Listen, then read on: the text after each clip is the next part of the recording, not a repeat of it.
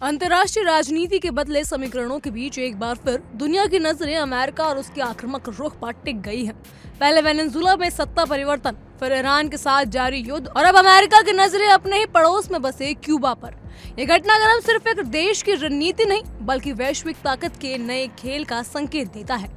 इसी बीच अमेरिकी राष्ट्रपति डोनाल्ड ट्रंप का एक बयान पूरी दुनिया में हलचल मचा रहा है, जिसमें उन्होंने क्यूबा को लेने की बात कहकर भू राजनीतिक बहस को और तेज कर दिया है। सोमवार को व्हाइट हाउस में प्रेस ब्रीफिंग के दौरान ट्रंप ने खुलकर कहा कि वो क्यूबा को किसी न किसी रूप में लेने का सम्मान हासिल कर सकते हैं। उन्होंने ये भी कहा कि वो क्यूबा के साथ जो चाहे कर सकते हैं क्योंकि ये इस समय एक बेहद कमजोर देश है।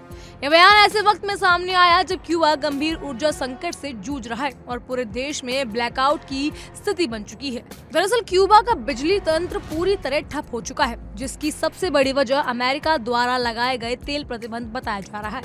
इस प्रतिबंध के चलते क्यूबा को पिछले 3 महीनों से कोई बड़ा ईंधन आपूर्ति नहीं मिल पाया है, जिससे वहां बिजली उत्पादन ठप पड़ गया है और देश अंधेरे में डूब गया है।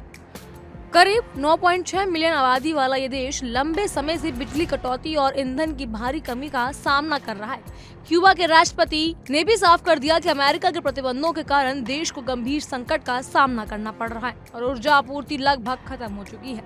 अमेरिका की यह रणनीति अचानक नहीं आई, बल्कि इसके पीछे लंबे समय से चली आ रही राजनीतिक और आर्थिक दबाव की नीति है। ट्रंप प्रशासन लगातार क्यूबा पर आर्थिक दबाव बनाकर उसे वित्तीय रूप से कमजोर करने की कोशिश कर रहा है, ताकि वहां की एकलव्य कम्युनिस्ट व्यवस्था को बदला जा सके, जो पिछले 65 वर्षों से भी ज्यादा से कायम है। ट्रंप ने अपने बयान में ये भी कहा कि वो बचपन से अमेरिका और क्यूबा के रिश्तों के बारे में सुनते आए हैं और वो समय आ गया है कि जब अमेरिका कुछ बड़ा कदम उठा सकता है। उन्होंने संकेत दिया, या तो क्यूबा के साथ कोई समझौता होगा या फिर अमेरिका जो करना होगा वो करेगा। रिपोर्ट्स के मुताबिक अमेरिकी प्रशासन क्यूबा के राष्ट्रपति को सत्ता से हटाने के विकल्प पर भी विचार कर रहे हैं।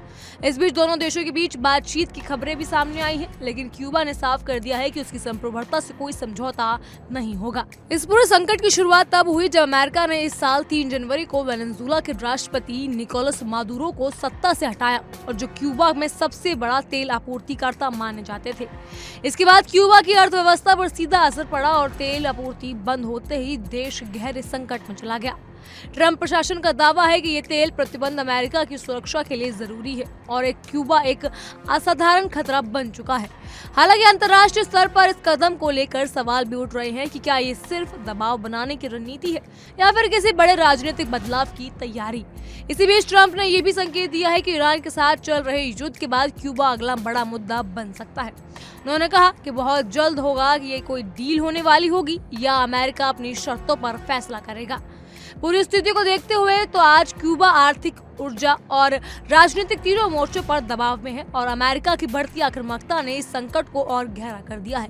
ऐसे में सबसे बड़ा सवाल यही है, क्या ये सिर्फ बयानबाजी है या फिर दुनिया एक और बड़े सत्ता परिवर्तन की ओर बढ़ रही है।